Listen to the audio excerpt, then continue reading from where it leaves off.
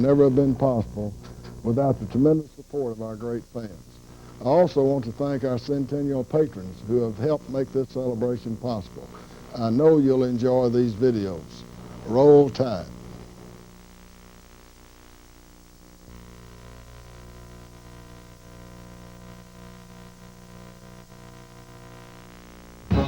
Tell some people they can't, and they will.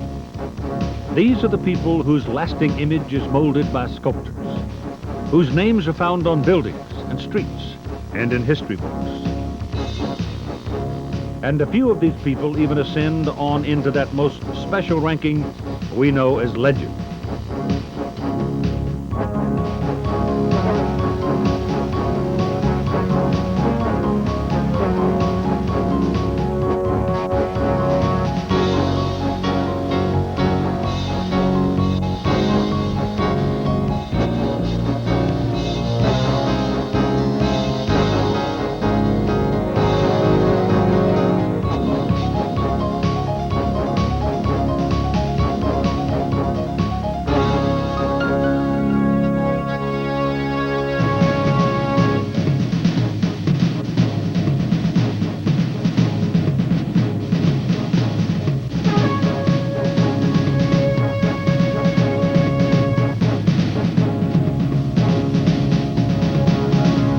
A lot of people had a hand in building the first 100-year history of Alabama football.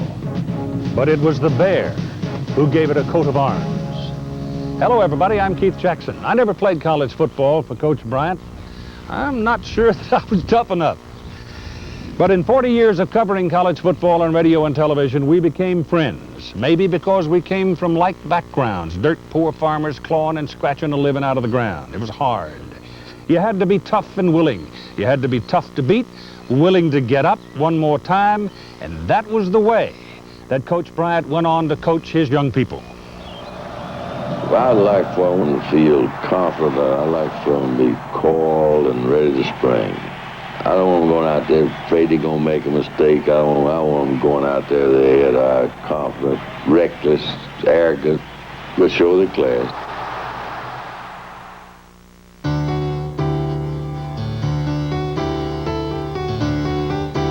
When you have made your way into adolescence and when the young, strong body is ready to be tested, there may be few activities better than a game of football. It sure beats picking cotton. When young Paul was ready to play, he got some cleats, screwed them into the soles of the only pair of shoes he had, and played in the first football game he ever saw. He was a tough kid. When your high school team is called the Redbugs, you better be tough. And it was in Fordyce, Arkansas, he acquired his famous nickname, Showing Off. This man had a bear in the circus, and he offered $1 for anyone that could wrestle and stay with it for 3 minutes. They couldn't find anyone, so some of the boys kidded Bear. They asked him why didn't he wrestle it. So he went in, changed clothes, put his overalls on, went back to the theater where they were holding the show, got in the ring, and he got the bear down. The bear got on top of him, got the muzzle off, like to scare him to death. The manager that owned the bear came running in, and he grabbed the bear and he pulled him off. The bear jumped over the ropes and ran out of the arena. The man took the bear and ran out the back door and didn't pay anybody. So he wrestled him, didn't get his money, but he got a name. The young bear was a tackle with the Fordyce Redbugs, and that was where Alabama coach Frank Thomas found him. Liked him enough to give him a scholarship, and the story had begun.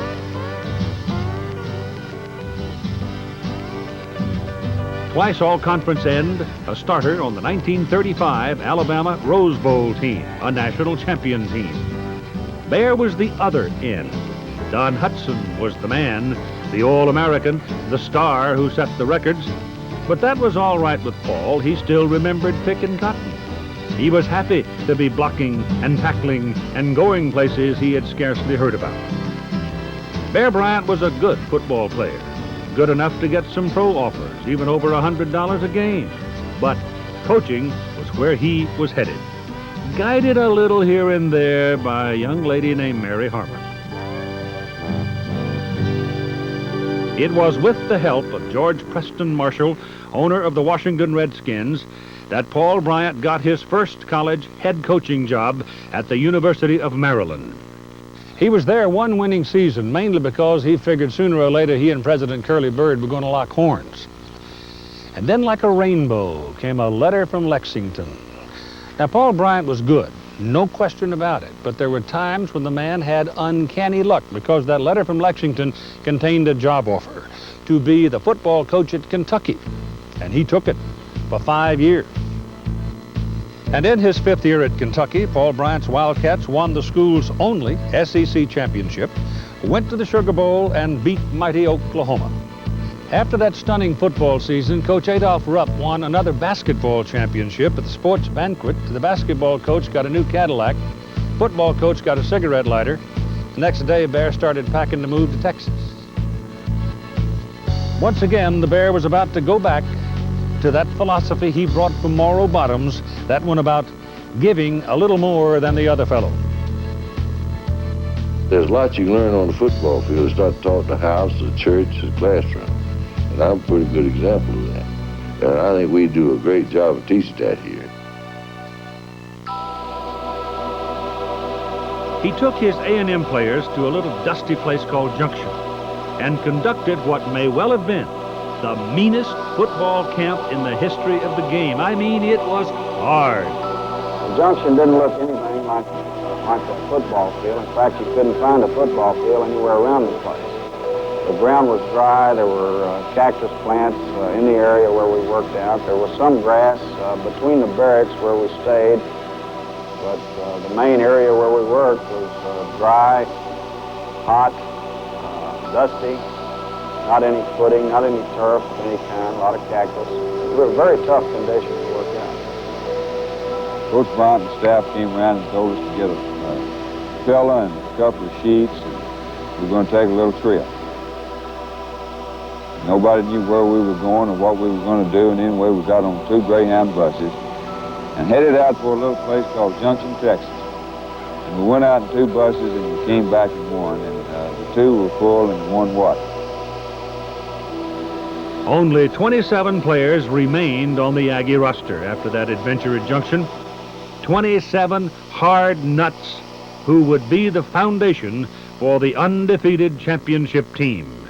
And in 1956, that would feature Texas A&M's only Heisman Trophy winner, halfback John David Crow.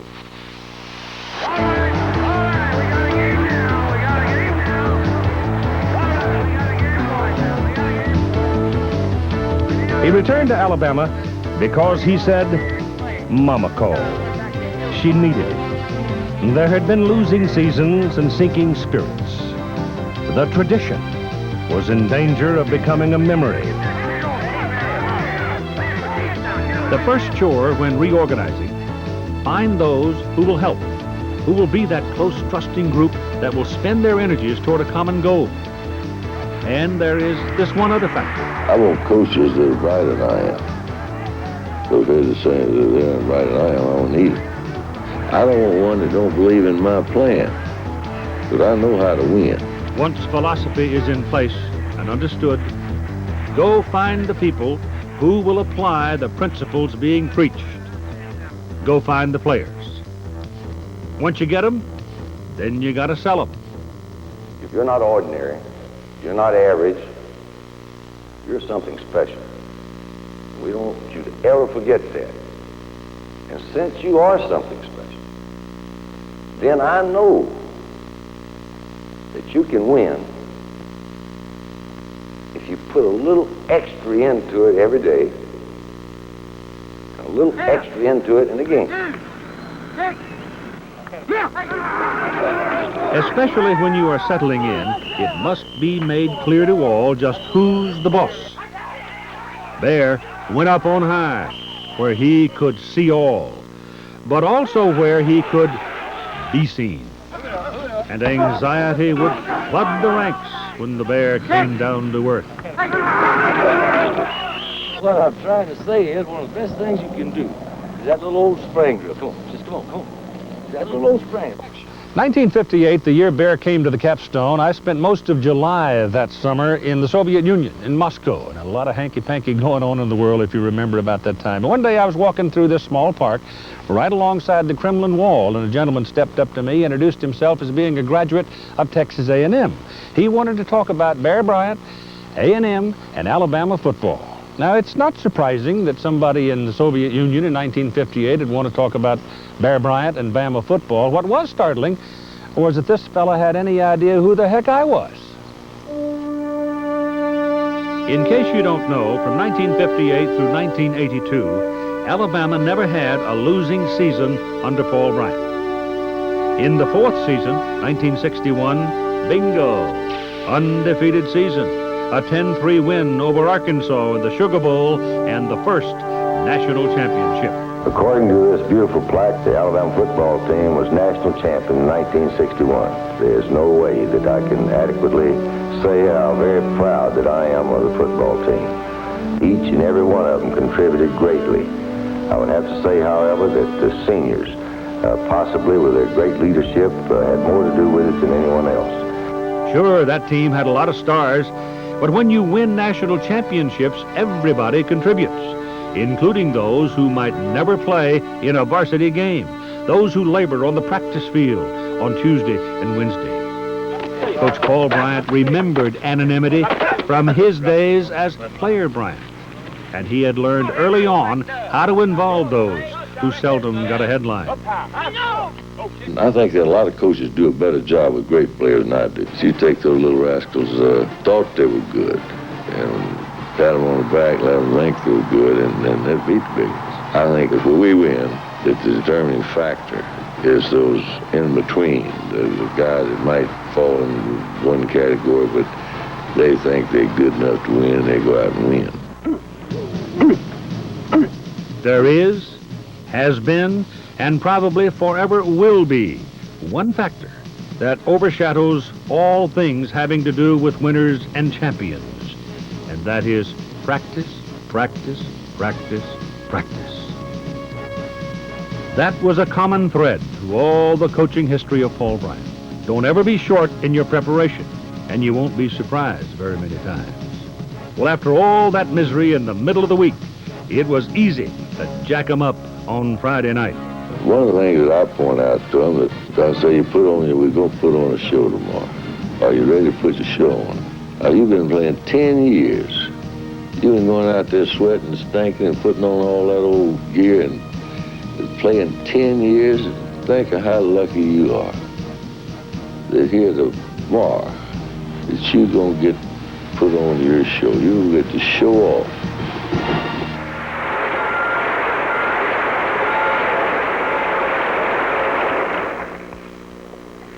I've said this before, and of course I say it anytime I have the opportunity, that I wouldn't trade places with anyone in the world because of the privilege of being here at the university in the capacity in which I'm in.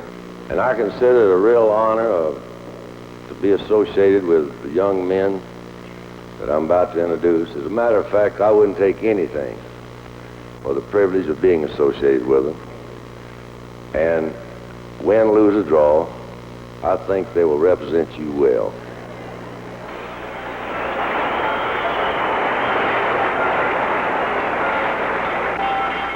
There are 6 trophies here that say national championship.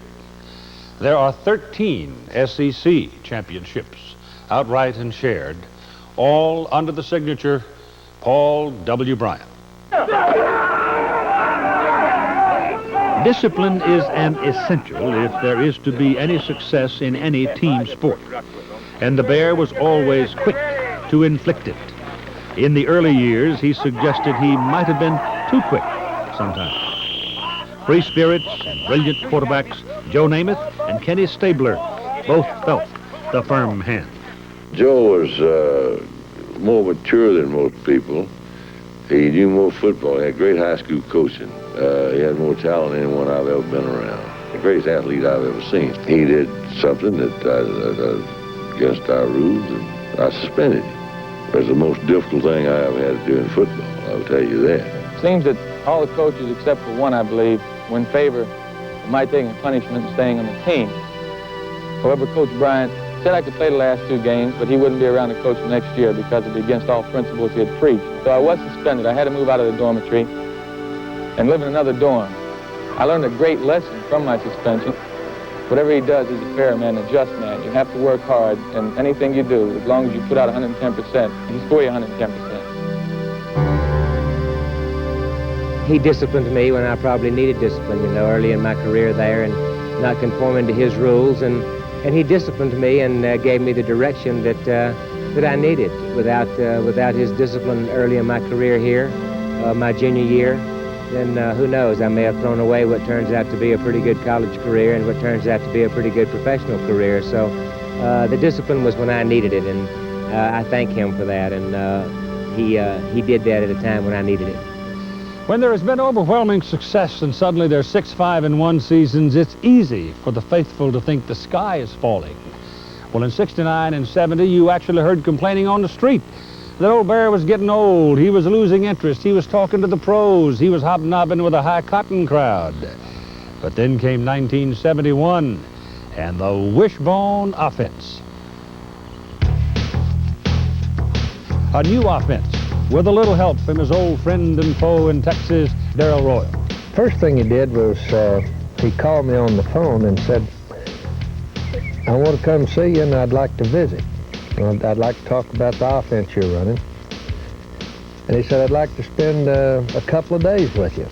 Well, so we set a time. He said, now when I come, I want to visit with you. He said, I don't want to talk to you at the office because you'll be getting phone calls, people will be dropping in. So we met at my house, and he watched the game film for about close to an hour. And he said, shut it off. He said, I've seen all I want to see. He said, I want to go to the Wishbone, but would you do me another favor? Would you come bring your offensive staff and let them talk to my coaches? He said, now you don't have to. You and I'll go play golf. Opening game of the season, prime time in the Los Angeles Coliseum against one of the better Southern California teams and another old friend, John McKay. We kid about that over the years, Paul and I. We sent pictures. We'd not scout each other in spring practice. The pictures we got showed them using the same offense as before.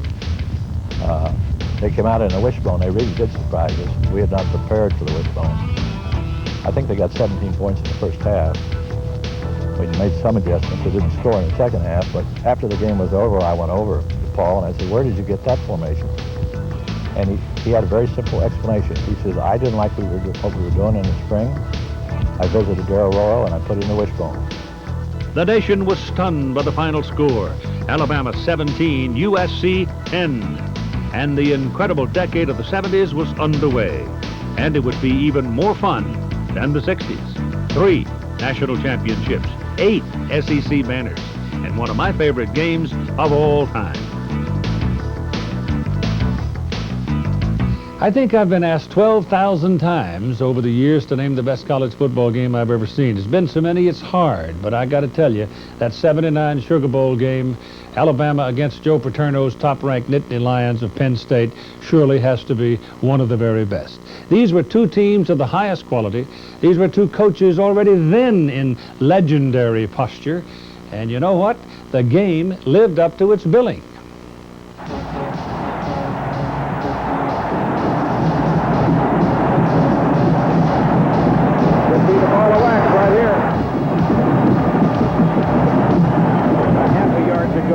Touchdown and the possibility of tying or going ahead for Penn State. 19-game win streak, only undefeated team in the country, ranked number 1 in the nation. Alabama ranked number 2. Everything could be hanging on 4th and goal with a half a yard. Truman, he didn't make it. Tremendous goal line effort by Alabama. You didn't hear anybody squawking and calling Bear too old in those days, did you? And as the wins accumulated, 103 of them in the 70s, there came the inevitable conversation about breaking Amos Alonzo Stagg's record of 314 wins. Media was having a time with it, and despite his public utterances putting it aside, Coach was enjoying it too. He had confirmed during the 1978 season that he would have a run at Amos Alonzo Stagg's record. And it came in 1981 against Alabama's greatest rival right here in Birmingham's Legion Field. And it was my privilege to call it on national television.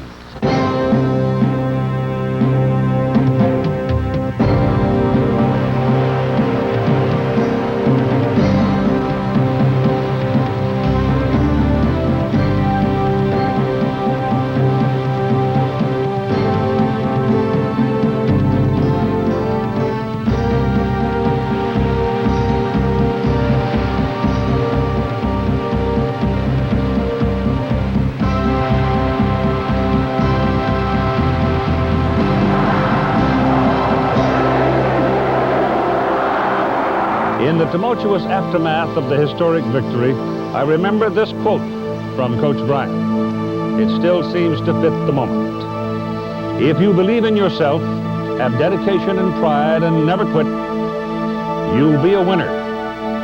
The price of victory is high, but so are the rewards. Paul Bryant finished his coaching career 323 wins in 37 seasons. 232 of those wins at his alma mater, at Monmouth.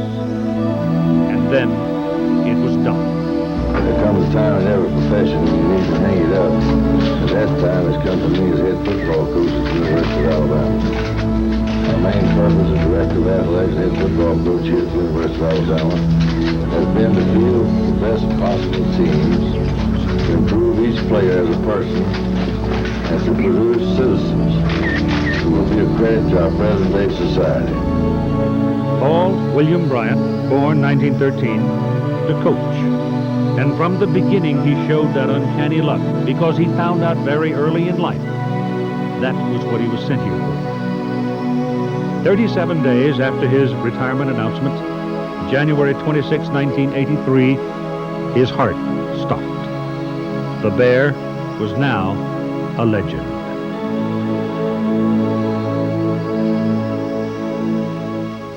I remember one night sitting in a hotel room with Coach Bryant. Billy Varner was there. Three of us were talking about things.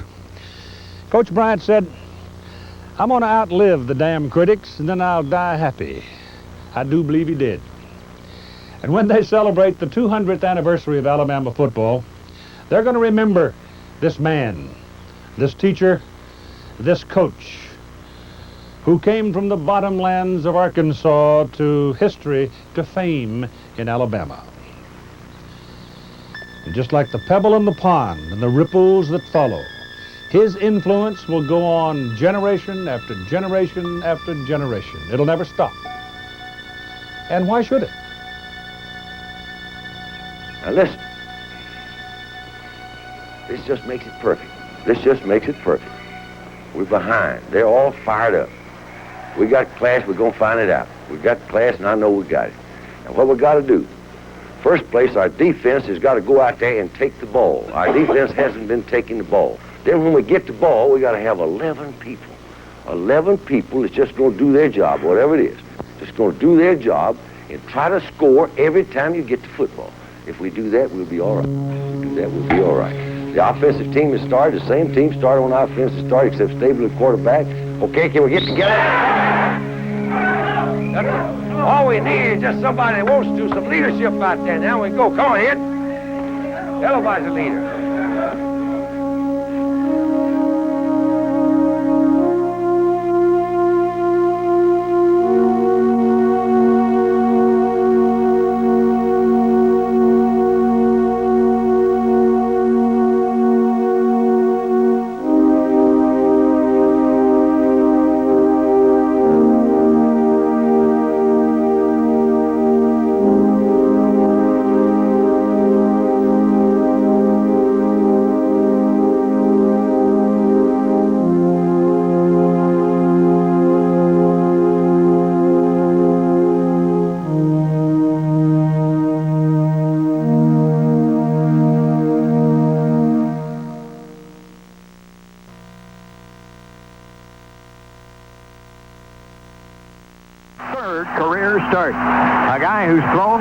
than 5,000 yards in his 4-year career at Notre Dame. Play action and boom, down he goes. Cornelius Bennett, loose ball, no, the trip calls for fumble.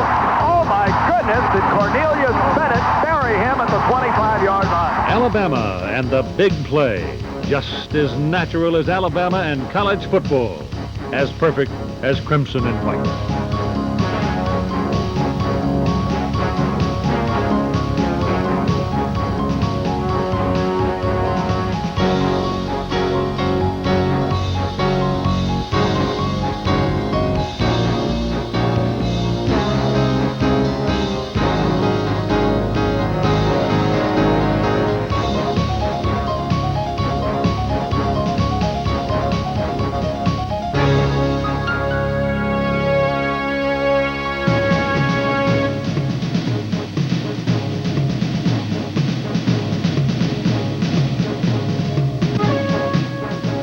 Hello, I'm Keith Jackson. It's amazing how many big plays in Alabama's first 100 years of football have happened right here in Legion Field in Birmingham. Maybe it's because so many Auburn, Tennessee games have been played here, and television's been coming here since the early 60s. I know that I called a lot of the big games myself here in this old stadium, but let me tell you something, folks. There was never a bigger play than the one that happened in the 1985 Auburn game. A little fellow named Van Tiffin from Red Bay, walking the sidelines with seconds to play. Bama had led most of the game, but with dark coming on, Auburn had grabbed the lead by a point, 23-22. Then it was time. Van Tiffin was sent for. A fourth field goal try from a mere 52 yards to win. I can just remember, it leaving my foot, and I can't even feel it. Any other kick, I can feel it when it leaves. It was just like I couldn't feel a thing. And then I thought, well, I looked up. And of course, when I got halfway there, I knew it was good. It's a magic moment of youth, of college football, that you can never forecast the big play. And how about the 1967 Iron Bowl?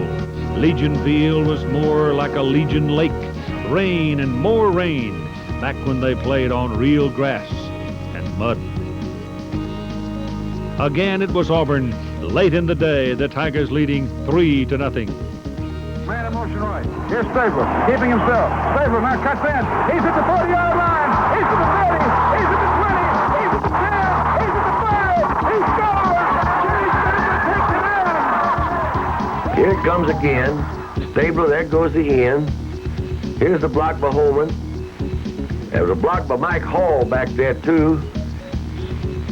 Chatwood's blocked and Stabler turned it on. I could watch that all night. Kenny Stabler's famous run in the mud covered 53 yards, the longest tied run of the season. Good for a 7-3 victory.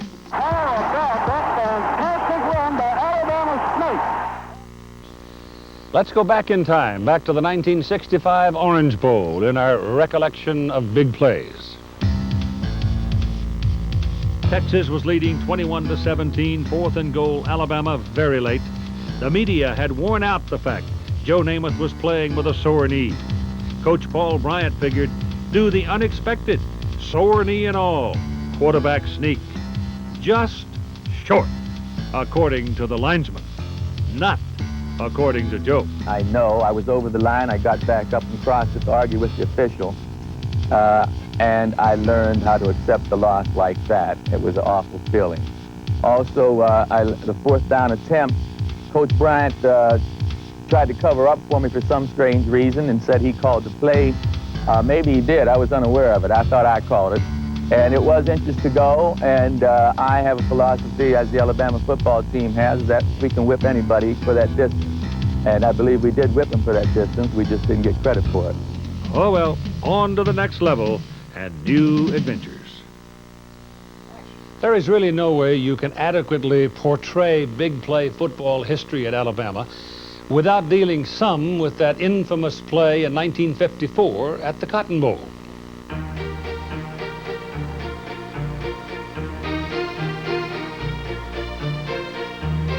The Tide was playing Rice with the great running back Dickie Magle, and when the swift one with the name with the umlaut broke loose and headed down the sidelines for a 95-yard touchdown run, young Tommy Lewis couldn't stand it.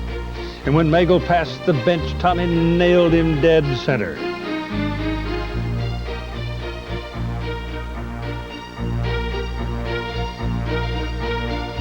They gave Magle his touchdown, and Tommy Lewis's infamy has long since melted into fond memory.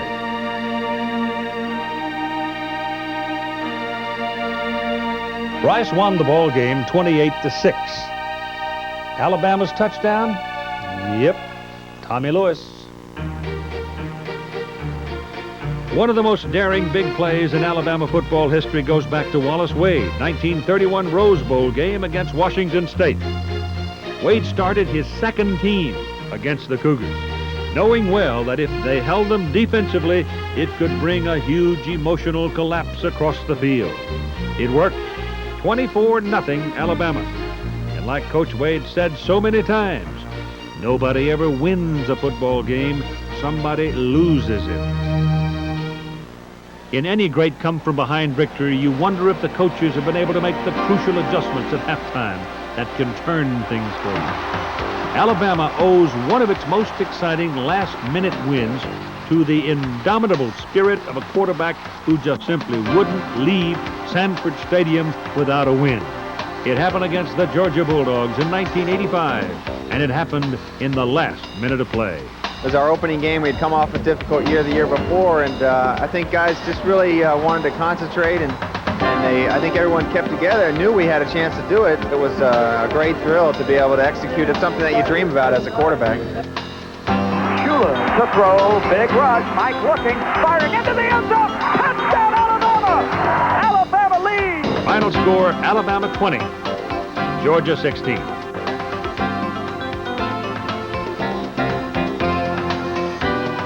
The big play doesn't have to decide a game with time running out. It can set the tone for a game.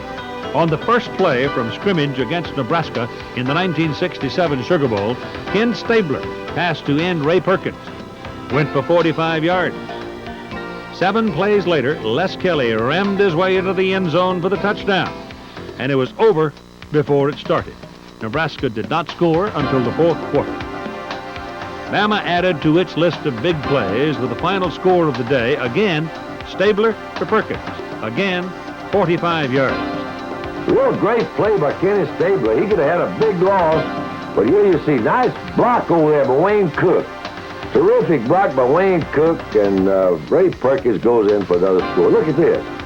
This is the play that Coach Williamson wanted to put in, that was threw twice, completed twice, one for a touchdown. But without Stabler's terrific play there, and without this block of Wayne Cook, well, of course, about the 11 men, it wouldn't have been. Look at Perkins turn it on. He has that tremendous speed and great desire. Ray Perkins, truly a great football player and a great young man, a great leader. The Tide dominated the Cornhuskers 34-7. Big plays come in different wrapping. Sometimes inspiration for them come from unexpected sources. Like the 1963 Orange Bowl game, Alabama's playing mighty Oklahoma. Well, his advisors had suggested to President John Kennedy that he visit the Oklahoma locker room before the ball game. It made sense. Oklahoma was famous. Oklahoma was favored. Well, around the corner, you know what was going on. Bear's got his skinny little old kids in that locker room, and he's in high baritone, telling them how the President of the United States was snubbing Alabama. Well, by kickoff, the Red Elephants were exactly that. Red and elephants.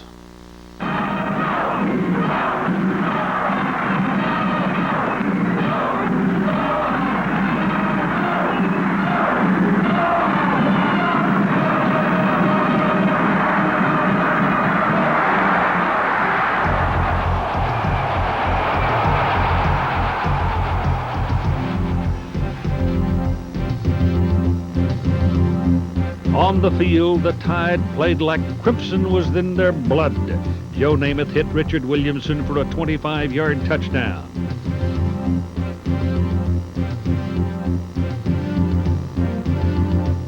And Cotton Clark ran 15 yards for another.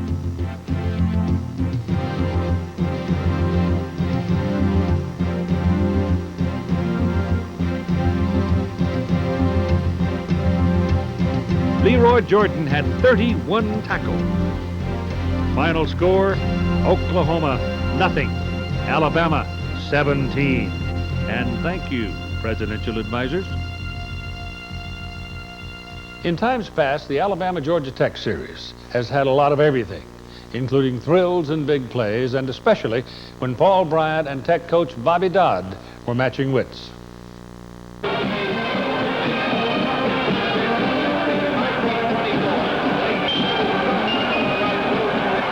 1960, Tech had led for 59 minutes, 59 seconds. Quarterback Bobby Skelton, in relief of injured Pat Trammell, led the Tide back from a 15-0 halftime deficit and set the table for Richard Odell, who had never made a field goal in college till 1960. Bingo!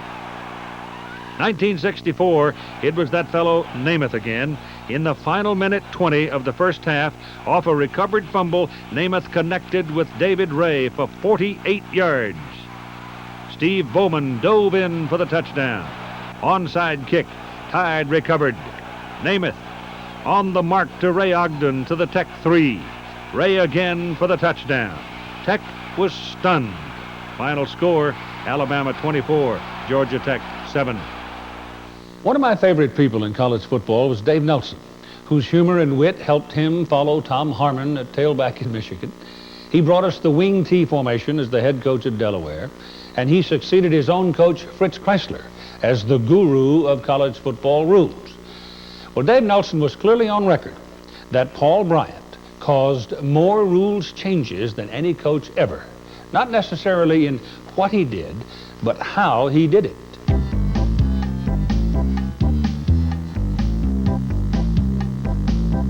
'66 Orange Bowl against Nebraska, quarterback Steve Sloan to wide receiver Ray Perkins. That was the heralded combination. But double coverage has always left somebody uncovered, like a tackle named Jerry Duncan. Coach Bryan and Steve Sloan, the quarterback at that time, were the guys that actually planned it. And I told Sloan after the game, I said, "My goodness, looks like you could have told me that you were going to call this thing, because we were playing on national TV, like I said, for the national championship, and we opened the game with the tackle-eligible play, and when he called it, I almost didn't come out of the huddle because we were playing in front of 80,000 people and, of course, millions watching on TV, and needless to say, I was a little nervous, but thank goodness I didn't have time to think about it at the time, primarily, I guess, because I was playing in front of a guy that night that outweighed me 80 pounds, so just thinking about getting my hands on the football meant I didn't have to block that guy. There are two long, burning series in the first 100 years of Alabama football. One of them against Tennessee.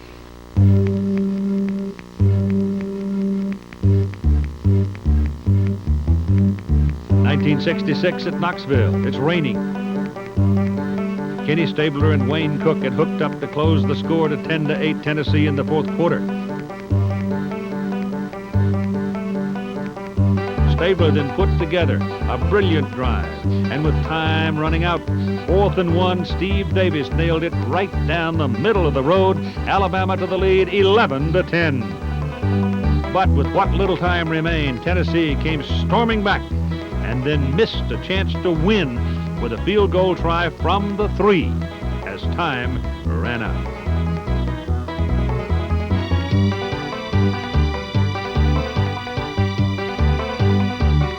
'72, again Knoxville, again fourth quarter, and again Tennessee leading.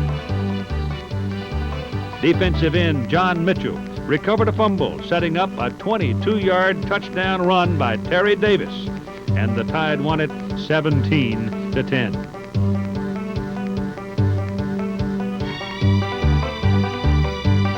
1973, a swift opening in that one, leading to a 42-21 romp for the Tide.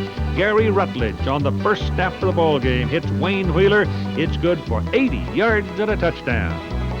The game's up to that point. We had opened the game with a dive to the fullback to see how they were going to defend the wishbone, and so we just faked the dive this time. And they just sucked up to the play, and then Wayne was Oh, he was 15, 20 yards wide open. I was almost afraid I would overthrow him. So it was just a perfect setup the 3 games before that.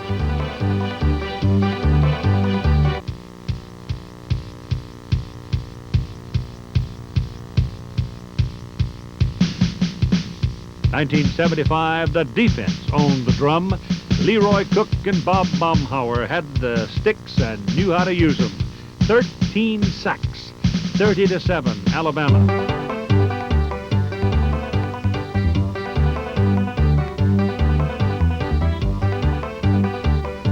Didn't need brass nor woodwinds in that one. And so many others in this series. 1st and 10 at the 33-yard line of the Volunteers.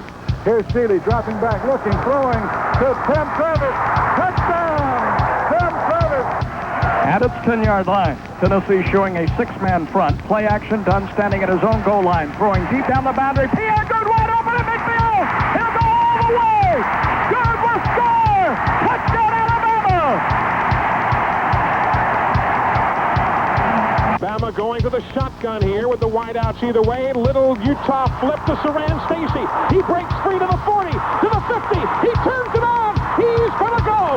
Saran Stacy, touchdown on the little flip pass from Gary Hollingsworth. And listen to the party here at Legion Field. This is for the win, folks. A 47-yard field goal. The spot is there. The kick is up. The kick is straight. The kick is good. Alabama wins. When it's time for the Alabama-Auburn game, Legion Field becomes the Iron Bowl. I mean, the Vulcan fairly glows. If you came here from a foreign land for this game, and you heard Roll Tide and War Eagle and all the noise that goes with that weekend, you would surely think the Yanks have finally flipped. But we know, don't we? We know this is a great college football series.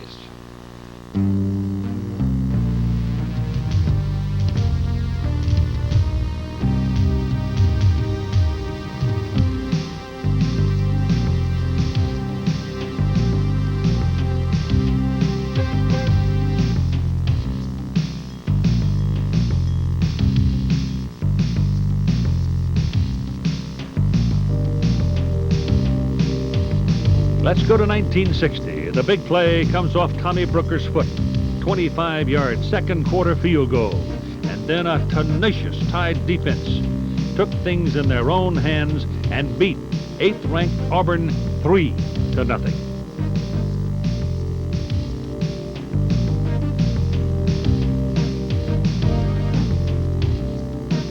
A score by the special teams got Alabama on the board against Auburn in 1964. Ray Ogden raced the length of the field on a kickoff return for a touchdown.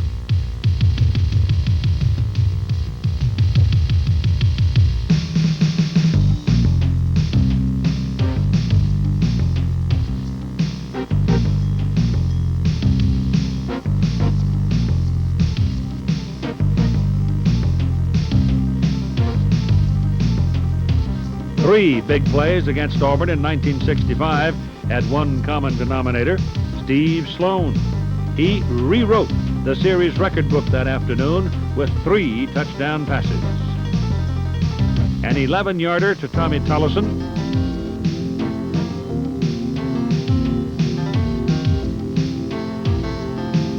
A 33-yard strike to Ray Perkins.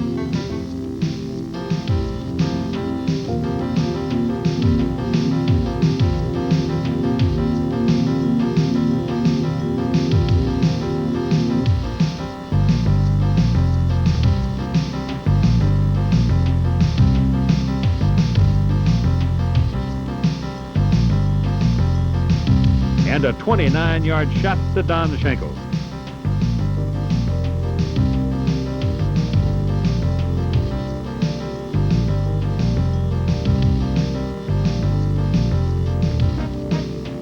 Alabama scored first, scored often, and led throughout. It ended 30-3, Bama.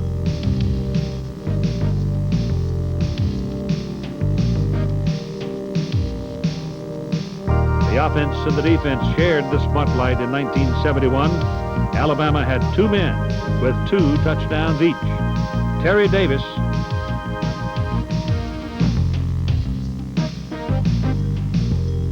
and Johnny Musso.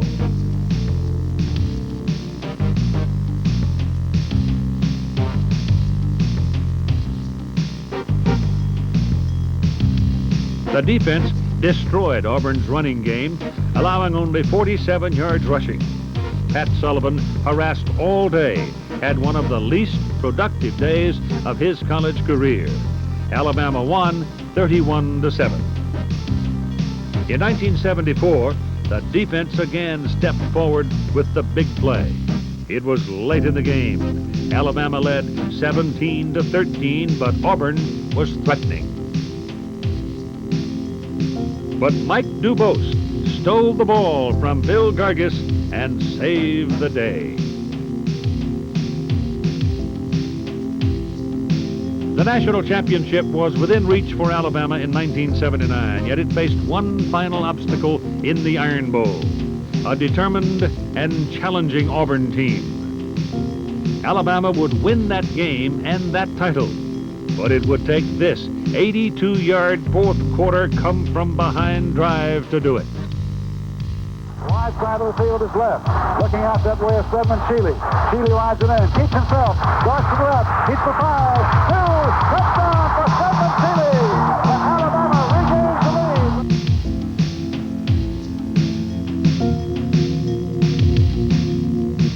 lead. In 1984, the Iron Bowl came down to two men, Auburn fullback Brent Fullwood and Alabama's Rory Turner.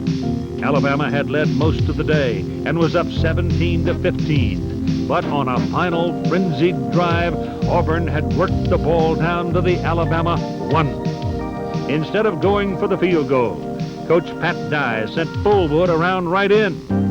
Two things went wrong for Auburn. Bo Jackson wasn't where he was supposed to be, and Rory Turner was. Fullwood was stopped, or as Turner put it, I waxed the dude.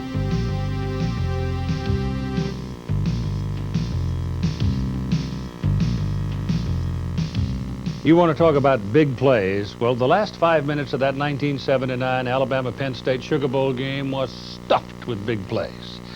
Everybody remembers vividly the goal line stand, but before that happened, there was a huge play when Don McNeil stopped Penn State wideout Scott Fitzke.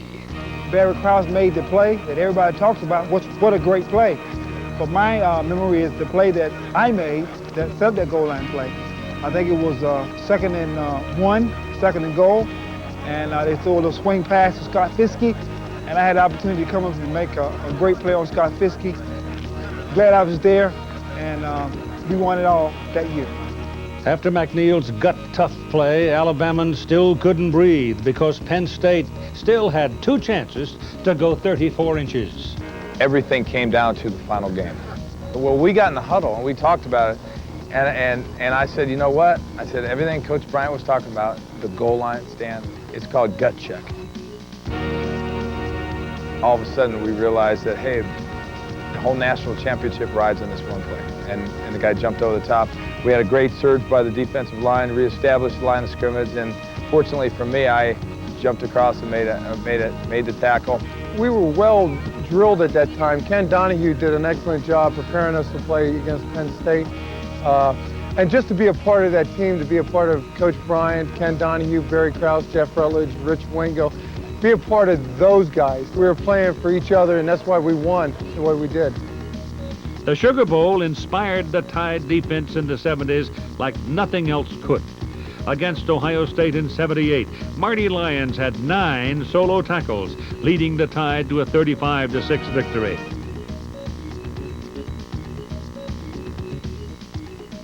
In 1981, the defense gave Bryant another goal line stand to remember in his last game against Penn State. Alabama had controlled the game, but Penn State was threatening.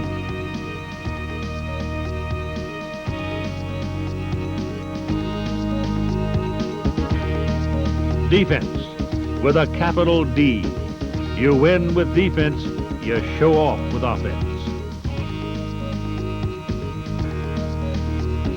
A year later, in Paul Bryant's last game, big defensive plays assured the Crimson Tide a victory against Illinois in the Liberty Bowl.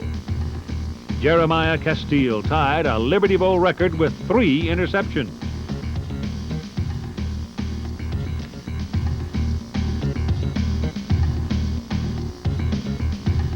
But Illinois was threatening until Russ Wood smashed Illinois quarterback Tony Eason for a 10-yard loss at the Alabama 40. A Robbie Jones interception salted away the win, and Coach Paul Bryant walked out of the stadium with win number 323.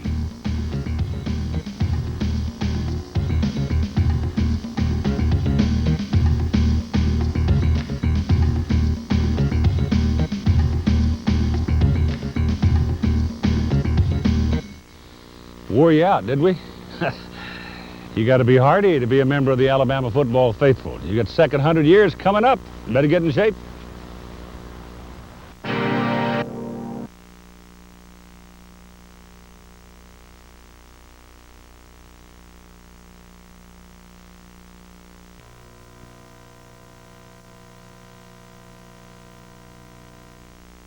I ask only to be a good and faithful servant of my Lord and my people. Harry Truman worked in the Oval Office in the White House in 1948. A new thing called television was a-borning that year, and Uncle Milty was about to become a star. Milton, fire!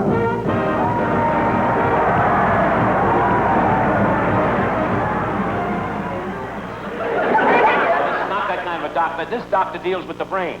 Oh, yeah? Yeah. How much is he charging you to put one in? And the Red Elephants and the Tigers were about to rumble again in Birmingham.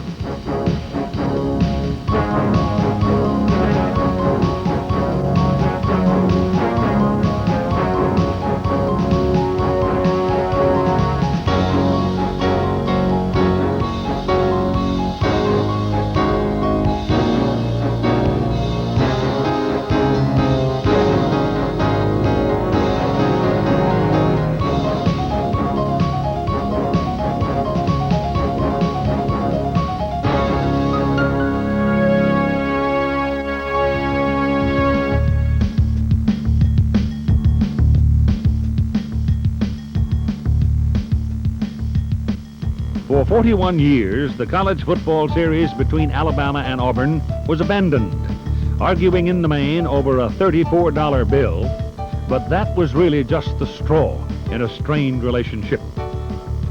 The state legislature said, enough, you will play an annual football game or the checks will stop coming out of Montgomery, and the Iron Bowl battle was born again.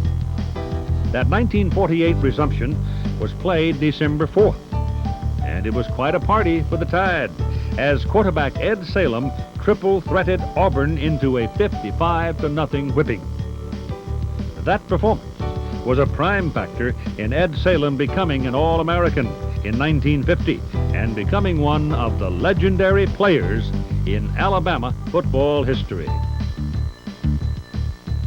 Ed Salem was chosen to head this list of great football players in Alabama history because, obviously, he was a good one. But he was also a native son right out of Ramsey High School in Birmingham. And through the years, the Sons of Alabama have dominated the football achievements at the capstone.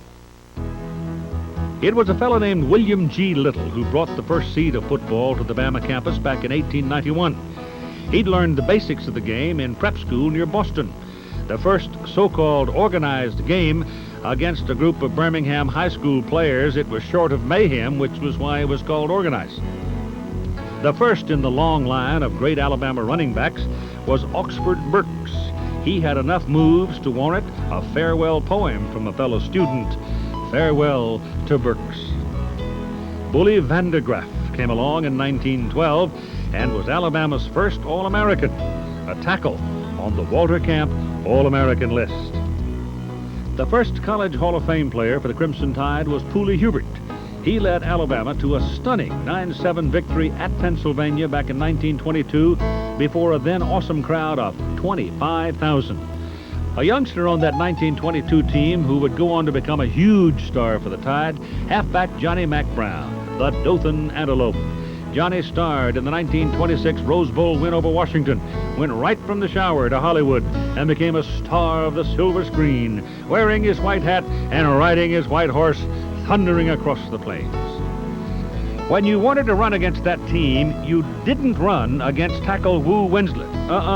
Nobody had a third down conversion against him in 26. And he was followed at the close of the decade by the man Knute Rockne called the greatest lineman in the country, Fred Sington. And Football Freddie, a popular song, was dedicated to Sington by Rudy Valley.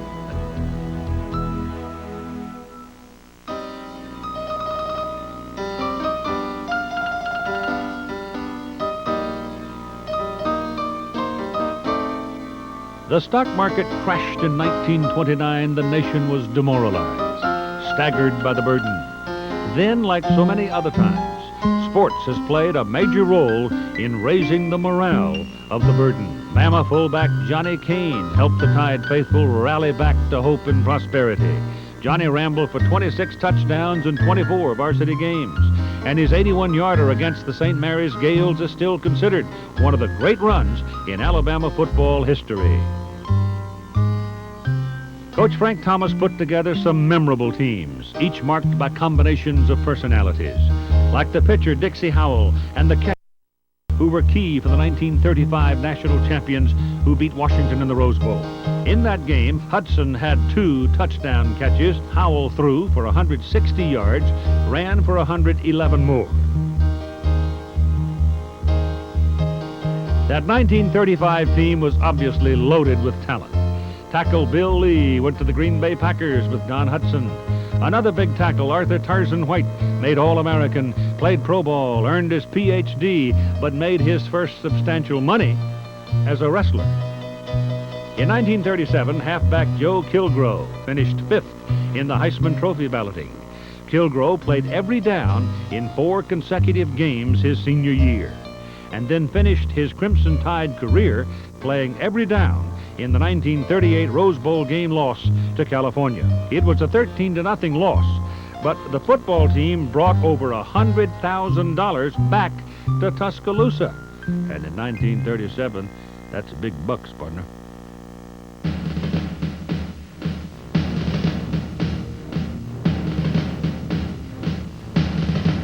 When the nation was brought into the Second World War back in 1941, there was little doubt that sports would be reduced in scope until there was some stability in the world again.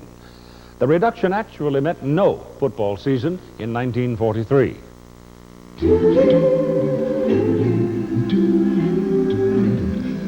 In 1944, Coach Frank Thomas found enough scrappy young'uns around the campus to put a team back on the field. They were hardly red elephants. Some of them only shaved every 2 weeks. But there was a jumping little gamer from Birmingham who cranked the War Babies all the way to the Sugar Bowl, Harry Gilmer. He then led them back to the West, beating Southern California in the 1946 Rose Bowl, 34-14. Harry Gilmer and center Vaughn Mancha were All-Americans.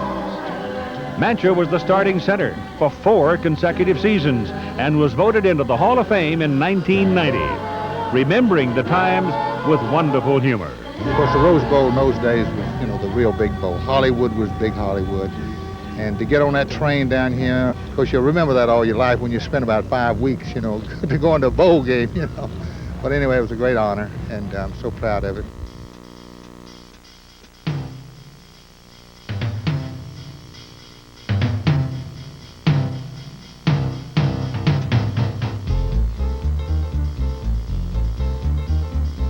As college football rolled out of the 40s into the 50s, there were major changes coming to the game.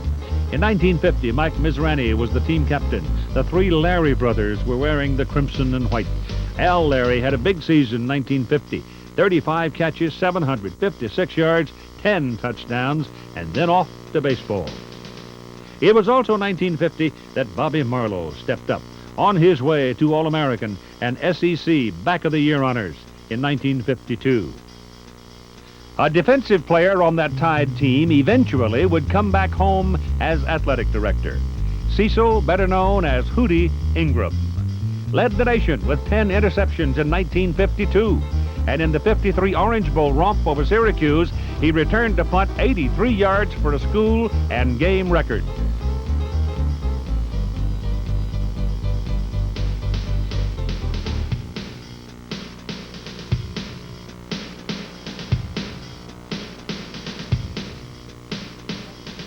The decade of the 50s featured 4 losing seasons. And when that happens, you know something else is going to happen. Changes are going to be made. A new man is found for the alumni to ponder and sometimes pursue. And in this change, his name was Bryant.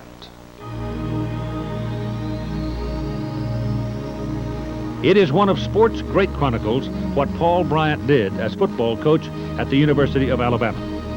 In just 4 years after coming back from Texas A&M, the 1961 Crimson Tide was in the catbird seat. All kinds of goodies in the offing as the Tennessee Volunteers came to Birmingham on the 3rd Saturday in October. Bryant's teams had never beaten the Vols. Their only loss in 1960 had been at Tennessee. But at Legion Field in '61, the defense, led by Leroy Jordan and Billy Neighbors, shut down Tennessee with only a field goal. It was a team concept defense, and so we had everybody working extremely well together. So I just think it was an overall tremendous effort by the 11 guys who were on the field, you know, every down on defense. And we were offended if somebody scored against us. Quarterback Pat Trammell hit 13 of 19 passes for 156 yards, and the Tide rolled 34-3.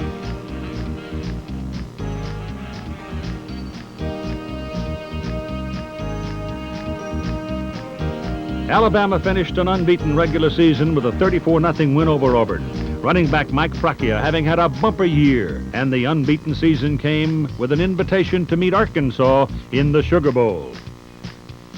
President Rose, on behalf of the Sugar Bowl, it is a real pleasure to congratulate you on the fine performance of the Alabama team today and to invite you to come to the Sugar Bowl on New Year's Day. Thank you, Mr. Snyder, and on behalf of the Athletic Committee, Coach Bryant, and all of his fine players, we're delighted to accept this invitation, and we'll look forward to being with you with a great deal of pleasure.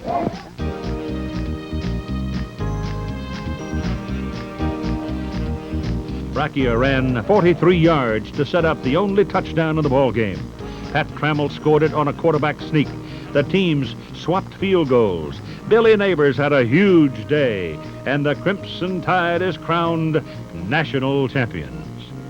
We honor tonight the University of Alabama.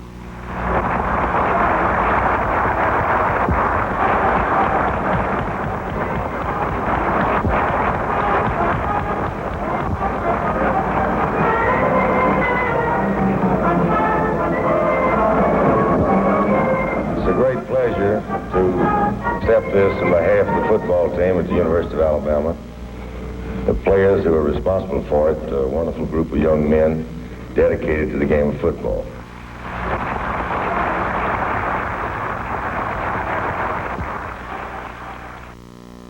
Jordan and Neighbors went on to become legends themselves in their professional careers. Mike Fracchia surrendered to a knee injury. Quarterback Pat Trammell went to medical school and became a physician.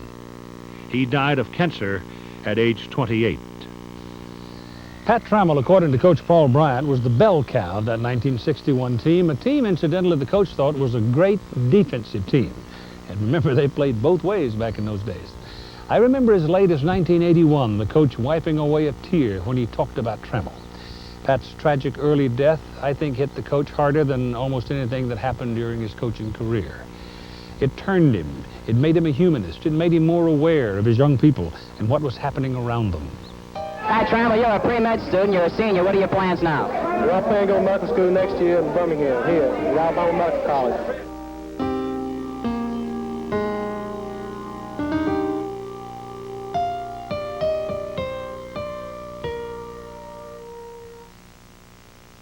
There was to be a bumptious time in Alabama football history in the decade of the 60s, started by a lanky kid from Beaver Falls, Pennsylvania, Joe Willie Namath. Sort of lucked into him, actually.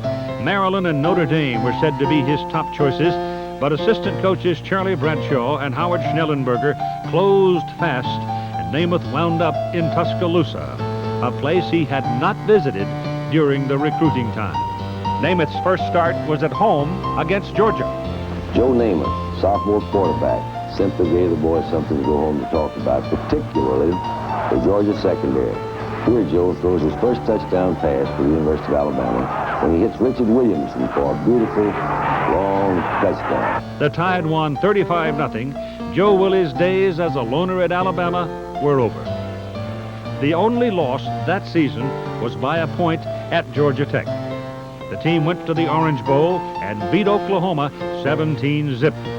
The street kid from western Pennsylvania was on his way.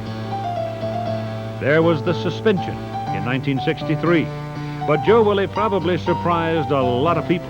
He took his medicine and he came back to lead the Tide to an unbeaten season in '64. Alabama was again voted national champion. Back in those days, the vote came before the bowl games. The Tide lost in the Orange Bowl to Texas 21-17. But right after, Joe Willie Namath was on his way to becoming Broadway Joe. And you know the rest of the story. Steve Sloan succeeded Namath at quarterback, and the Tide rolled right along, right into the Orange Bowl again, this time against Nebraska, needing a decisive win if there was to be any chance at another national championship. Sloan jacked his offensive pals into high gear, beat the Huskers 39-28, and the AP voted Alabama #1 again. Now they were voting after the bowl games. And just to make sure you're counting, that's 3 national championships in 5 years. The Tide continued to produce All-Americans. In fact, a Crimson Tide tradition was in full bloom. All-American receivers Ray Perkins and Dennis Homan ran under just about anything thrown their way. And Paul Crane followed in the footsteps of the great Leroy Jordan. Leroy Jordan had been a great player at Alabama, and the equipment manager had given me number 54, and I think Coach Bryant was thinking of retiring that number. And as I went on the field with number 54, Coach Bryant captured me there about halfway through, and he asked me what was I doing with that number on, and I told him that the equipment manager had given it to me. And of course, I thought he was going to rip it off my back right there, and Coach Bryant kind of contemplated that for a few moments, and he said, well, go ahead and wear it and going out there. And it had a great lasting effect on me and trying to represent that number and the university the way Leroy had done. Crane to become an All-American wearing number 54. In 1966, here comes that left-hander. With feet so quick, they called him Snake. Ken Stabler. Snake? Well, here's the story. Goes back to the 8th grade, running with a football on a junior varsity team at Foley, Alabama, Foley High School. I was returning to punt of all things, and you know how you cut back against the grain 2 or 3 times and cross the field, and you run 40 yards to try to gain 70 yards and back and forth across the field. And our junior high school coach at that time was a guy by the name of Denzel Hollis, and Coach Hollis said he runs like a snake, and the junior high kids picked up on it, and to say the least, it has stuck. Whatever, right out of the starting blocks, he would lead a Crimson Tide team that Bear called his best through an undefeated season. One close one along the way in Knoxville. Alabama scored in the 4th quarter, finally. Then Stabler hooked up with Wayne Cook for the 2-point conversion. 10-8 Vols. Time precious, getting away. Less than 4 minutes to play. Goal line 75 yards away. And Kenny Stabler delivers a masterpiece, marching down the field. On 4th down from just outside the 1-yard line, Steve Davis kicked the field goal that produced an 11-10 victory. Only problem was, that was the year that Michigan State and Notre Dame played that famous 10-10 tie, and the Irish got the national vote. And Bear talked about it for a long time. Yep, the Snake had his moments too, the Bear. Wound up suspended, but got a reprieve, and you know the rest of that story about Snake. Like Joe Willie, a Hall of Famer. The decade of the 60s closed with one of the best pitching and catching tandems in Tide history. Quarterback Scott Hunter and N. David Bailey. Hunter's 457 total yards throwing against Auburn in 1969 is still a record. But it was the shootout with Mississippi's Archie Manning that most remember. It was one of the best ever between 2 of the best college quarterbacks.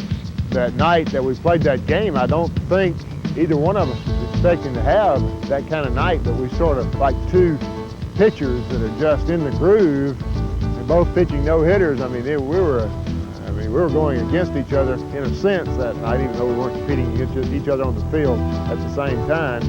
But truly, it was one of the fantastic games in college football from the standpoint that they were almost perfect offensively, and we were too. Alabama finally won it prime time, 33-32. David Bailey is the leader in most receiving stats at Alabama, 132 career catches, still the best. 1970, Bailey caught 55 for 790 yards. You want names? We got names. Like Danny Ford, started his Bama career as a receiver, moved to offensive tackle, captained the 69 team, all SEC, and went on to a ton of success as the head coach at Clemson.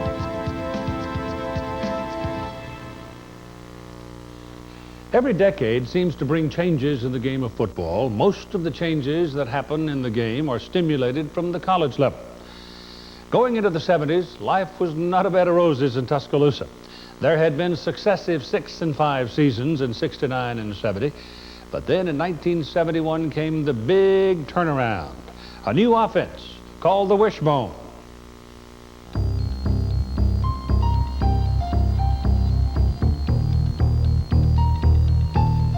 The Italian stallion Johnny Musso was the main man of the new offense for the Tide, and on a primetime show from the Coliseum in Los Angeles, Alabama startled the Southern California Trojans and the nation with a 17-10 victory. I guess the biggest thrill was the first offensive series where we got the ball and took it down the length of the field and scored, and I knew that we pretty much had them by surprise and that it worked, and the build-up, having changed our offense, and the secrecy of that, and just seeing that it all worked and came together.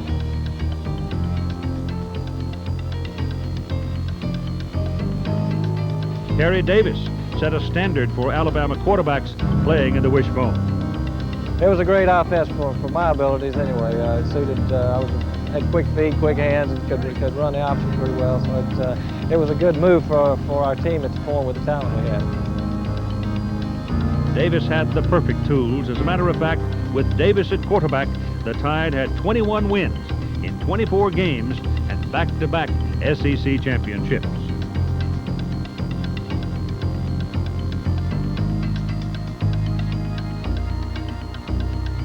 And how about Wilbur?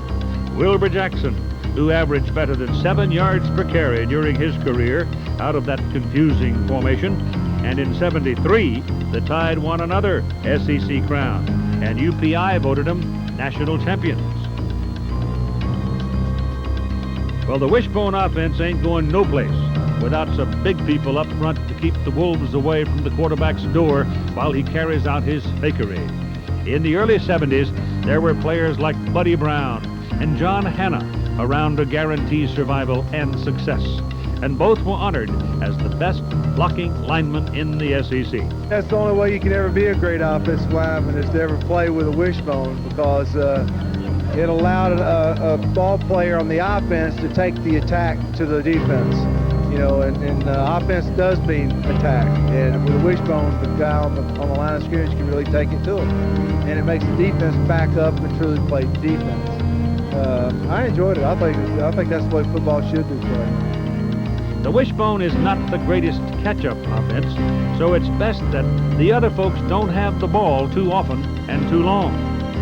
Thus, it is handy to have a defensive unit to take care of that chore. And Alabama had some great defensive teams and people during the 70s. Like John Mitchell of Mobile, or Tornado at defensive end in '71 and '72.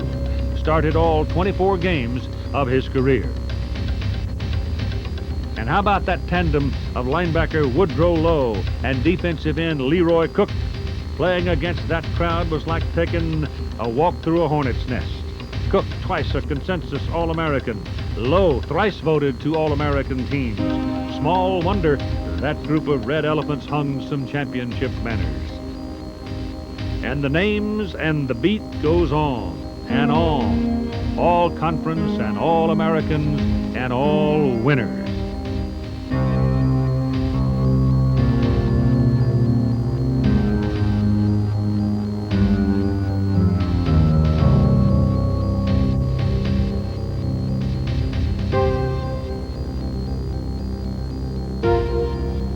Defensive tackles, Bob Baumhauer.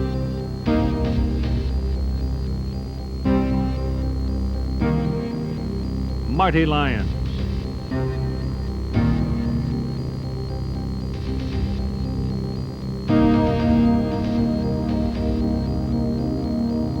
Defensive end, E.J. Jr.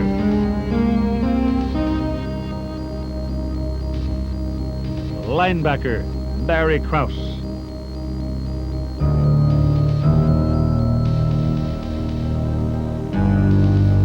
Cornerbacks, Mike Washington.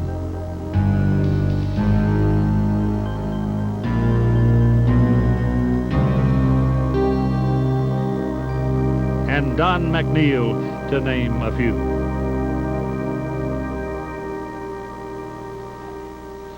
Well, lest somebody call the sheriff, let's go back to the offense for a little while, to 1973.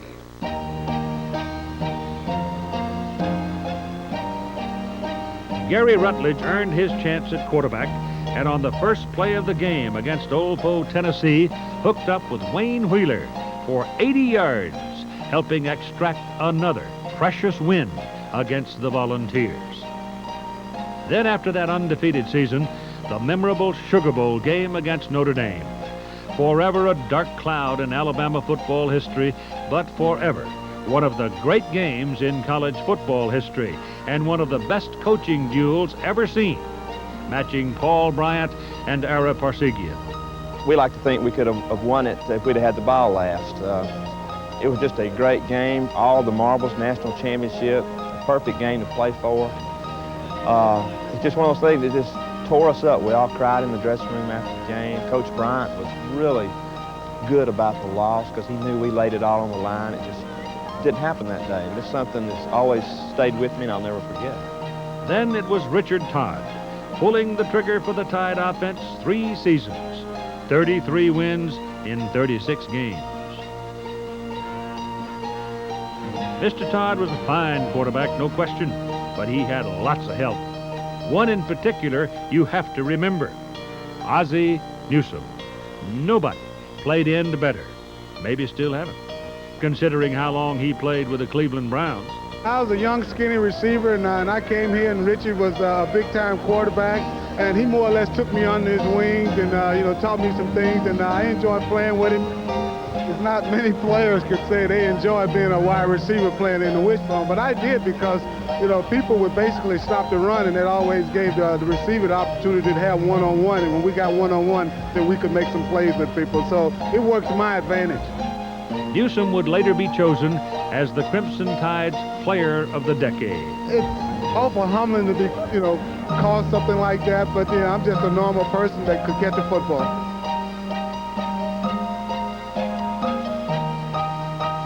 And let's not forget the infantry.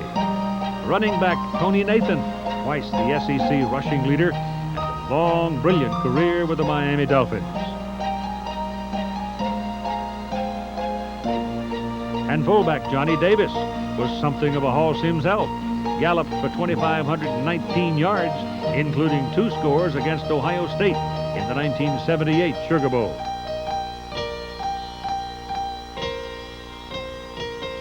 That 1979 Sugar Bowl game between Alabama and Penn State is going to rank in my top 2 forever. No question about it. I've been doing these things since 1952, and I'll guarantee you it was a classic.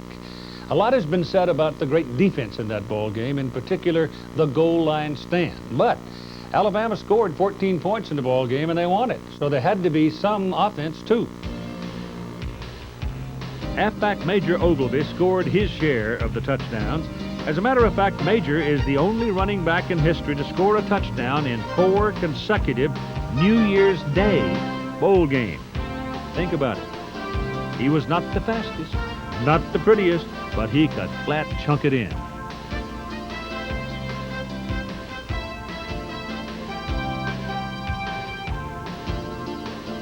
That 79 bunch had Stedman Shealy at quarterback. I always wanted to call him Steady Man Shealy because that's what he was. In the 1980 Sugar Bowl, Shealy was something in that 24-9 win over Arkansas, playing on a sore leg and piloting a new-look Tide offense.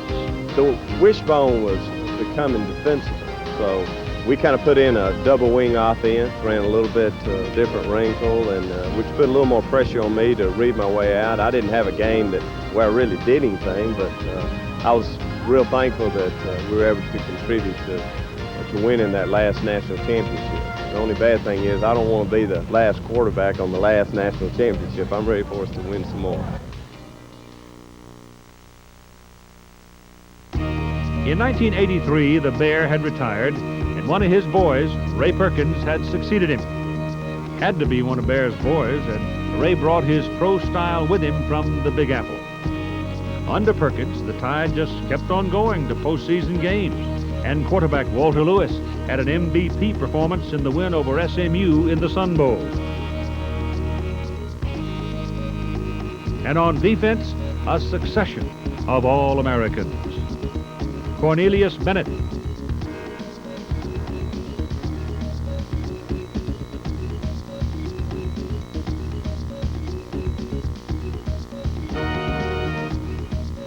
Derek Thomas,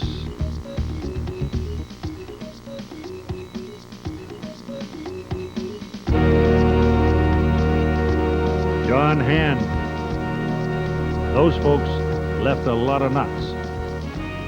In 1987, Ray Perkins was back in pro ball, and Bill Curry had come across the state line from Georgia Tech, and a kid who grew up next door to Legion Field was on his way into Alabama football history. Bobby Humphrey. After 100 years of football at Alabama, Bobby Humphrey holds the Bama rushing yardage records for game, season, and career. 1989, less than 7 minutes into the game against Ole Miss, Alabama trailed 21-0. I mean, mortification was threatening the Tide faithful. But Gary Hollingsworth tightened his chin strap, pulled up his breeches, and started throwing hummers. And when the dust had settled in Jackson, 62-27 final score. Hollingsworth still holds the records for pass completions in a game and yards passing in a season. Pretty good running back in that set, too. Saran Stacy. Remember this little Utah shuffle that helped beat Tennessee in '89? Stacy tore up his knee and missed all of '90, but came back big in '91 and left us a lot of memories.